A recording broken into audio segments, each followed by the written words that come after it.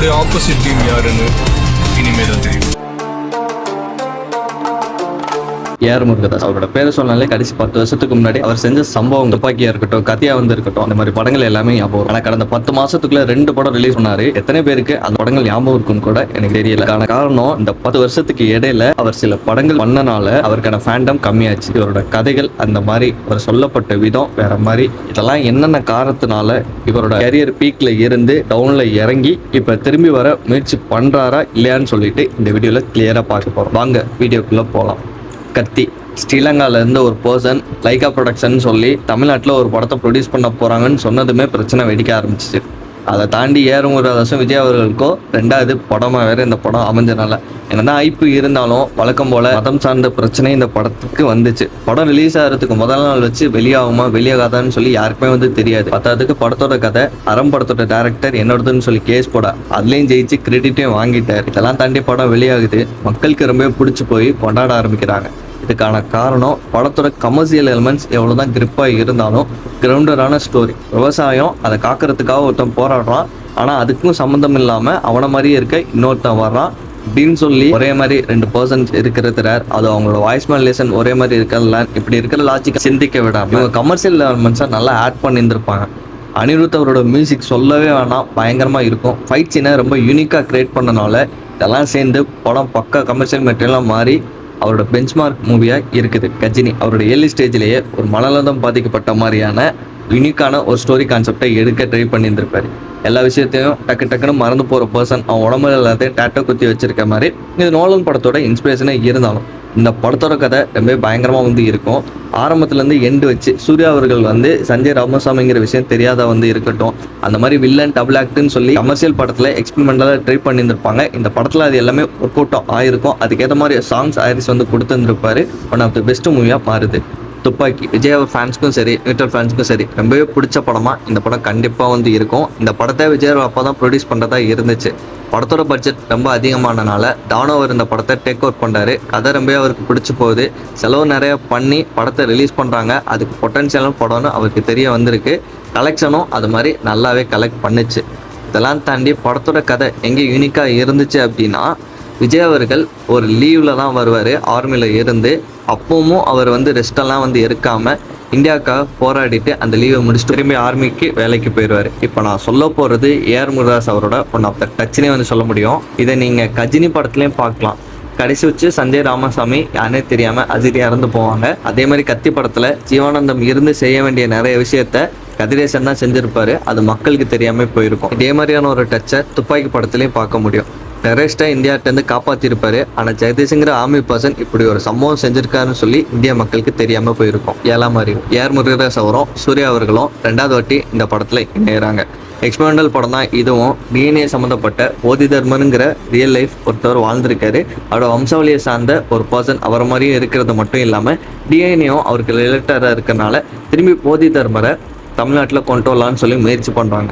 இதுக்கான காரணம் சைனாலேருந்து வந்த டாங்லிங்கிற டெரரிஸ்ட் இந்தியாவில் நோயை பரப்பணும் முயற்சி பண்ணுறான். அதுவும் முக்கியமாக தமிழ்நாட்டில் நோயை பரப்பணும் ட்ரை பண்ண போகலை. இவங்க ஆல்ரெடி டிஎன்ஏ டெஸ்ட்லாம் பண்ணிட்டு இருந்தனால அதை வச்சு போதி தர்மரை திருப்பி கொண்டு டாங்லியை கொல்லலான்னு சொல்லி முயற்சி பண்ணுறாங்க. ஆனால் இங்கே தான் ஏஆர் முருகதாஸ் அவரோட டச்சை பிரேக் பண்ணுறாரு. எல்லா படத்துலையும் ஹீரோ ஒரு சம்பவம் செய்வாங்க, யாருக்குமே தெரியாத மாதிரி இருக்கும். ஆனால் இந்த படத்தில் டிஎன்ஏ மூலியமாக திரும்பி போதி தர்மரை கொண்டு சைனா கிட்ட இருந்து இந்தியாவை காப்பாற்றிருக்காருன்னு சொல்லி படத்தோட கிளைமேக்ஸில் டெலிகாஸ்டே பண்ணியிருப்பாங்க.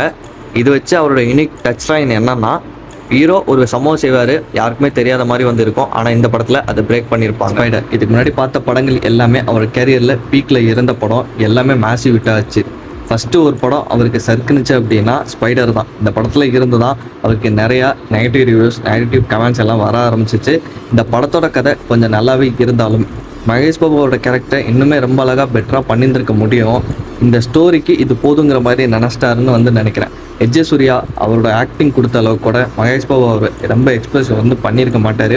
பொதுவாகவே அவரோட கேரக்டரில் அப்படி இருக்கிற மாதிரி தான் நடிப்பார்.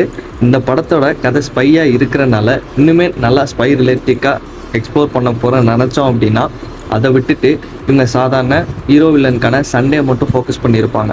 அதில் நிறைய பேர் கமெண்டாக சொன்னது கிளைமேக்ஸ் வரையில் உமன் சென்ட்ரிக்கான ஃபைட் சீக்வன்ஸ் இருக்கும். அது இன்னுமே பெட்டராக பண்ணியிருந்திருக்க முடியும். எஸ்ஜே சூர்யா என்ன தான் விழுந்து நடித்தாலும் வழக்கம் போல் ஹீரோ மக்களுக்காக செய்கிற விஷயத்த மறைக்கிறதா இருக்கட்டும், ஹீரோயிற்கான ஸ்பேஸ்மே இருந்துச்சு. ஆனால் இந்த படத்தில் அது ஒர்க் அவுட் ஆகாமல் போயிடுச்சு for the first time. Sikandar கடந்த 10 மாதத்தில் ஏஆர் முருகதாஸ் அவருக்கு 2 படம் ரிலீஸ் ஆச்சுன்னு சொன்னேன்ல, அதில் ஒரு படம் இது. இந்த படம் ஷூட்டிங் எடுக்கையில் சல்மான் கான் அவர் நைட் ஷூட்டிங் மட்டும் தான் வந்து எடுப்பேன், எனக்கு க்ளோஸ்அப் ஷாட் மட்டும் தான் வைக்கணும்னு சொல்லி ஃபோர்ஸ் பண்ணதாகவும், கரெக்டாக கான்சன்ட்ரேஷன் பண்ணி என்னால் படம் எடுக்க முடியலைங்கிற மாதிரி ரீசன் இன்டர்வியூவில் ஏஆர் முருகதாஸ் அவர் சொன்னார். இதுக்கான ரிப்ளையும் வந்து சல்மான் கான் வந்து கொடுத்துட்டாரு. அதை தாண்டி படத்தோட ஸ்டோரி வந்து பார்த்திங்கன்னா ஓரளவு எங்கேஜிங்காக வந்து இருந்தாலும் ஸ்க்ரீன் ப்ளே ப்ராப்பராக இருக்காது, ஃபுல்லாக கமர்ஷியலாக கொண்டு போயிருப்பாங்க. முருகதாஸ் அவருடைய படம் இல்லைன்னே வந்து தெரியும். தர்பார் யாருமே எக்ஸ்பெக்ட் பண்ணியிருந்திருக்க மாட்டாங்க. ஓவர் எக்ஸ்பெக்டேஷன் படம் ரிலீஸ் ஆகிறதுக்கு முன்னாடி வந்து இருந்துச்சு. மிகப்பெரிய அளவில் ஹிட் ஆக போகுதுன்னு சொல்லி படம் ரிலீஸ் ஆகுது, யாருக்குமே வந்து பிடிக்காத மாதிரி போயிடுது. இதுக்கு ரஜினி அவரோட ஸ்டைல், ஆக்ஷன் எல்லாமே வந்து நல்லாவே ட்ரை பண்ணியிருந்தாலும் அது ஃப்ரேம் பை ஃப்ரேம் ரீக்ரியேட் பண்ணிகிட்டே வந்து இருப்பாங்க. அது பார்க்குற ஆடியன்ஸ்க்கு வெறுப்பேற்றுற மாதிரி வந்து இருந்திருக்கும். ஏன்னா இந்த படத்தில் மட்டுமே ரஜினி அவருக்கு கிட்டத்தட்ட 10லேருந்து 15 இன்ட்ரோ வந்து இருக்கும்.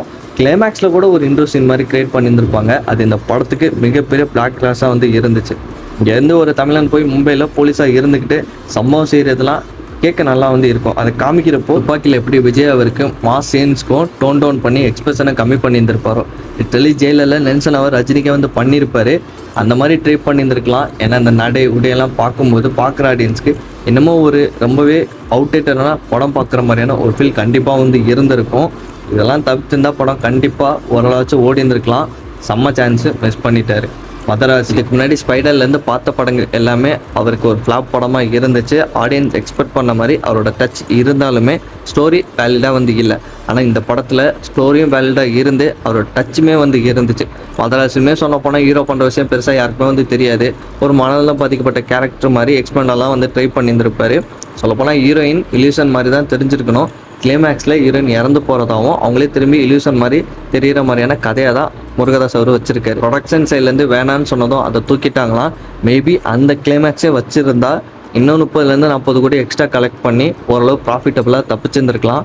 இந்த படம் ஆக்சுவலாக ஃப்ளாப்பு தான். போட்ட பணத்தை எடுக்கலை, ஆனாலும் அவரோட டச் திரும்பி வந்துருச்சு. இதே மாதிரியான அவர் ஃபார்மேட்டை கண்டினியூ பண்ணார்னா கண்டிப்பாக அவரோட அடுத்த மூவி மிகப்பெரிய அளவில் கம்பேக்காக வந்து இருக்கும். இந்த படத்தில் இன்னும் கொஞ்சம் யூனிக்காக துப்பாக்கி ரிலேட்டடான கதை ப்ளஸ் கஜினி ரிலேட்டடான கதையை மெர்ஜ் பண்ணியிருந்திருப்பார். அது அவரே வந்து சொல்லியிருந்தார். அது ஒர்க் அவுட்டும் ஆயிருக்கு. இப்போ நான் சொன்ன ஏஆர் முருகதாஸ் அவருடைய ஃபேவரட் படம் உங்களுக்கு என்னன்னு சொல்லி கீழே கமெண்ட் செக்ஷனில் சொல்லுங்கள். இவர் எக்ஸ்பெரிமெண்டல் படமாக அடுத்து மங்கியை வச்சு எடுக்க போகிறார், நிறைய சிஜி ஒர்க் இருக்குன்னு சொல்லியிருந்தார்.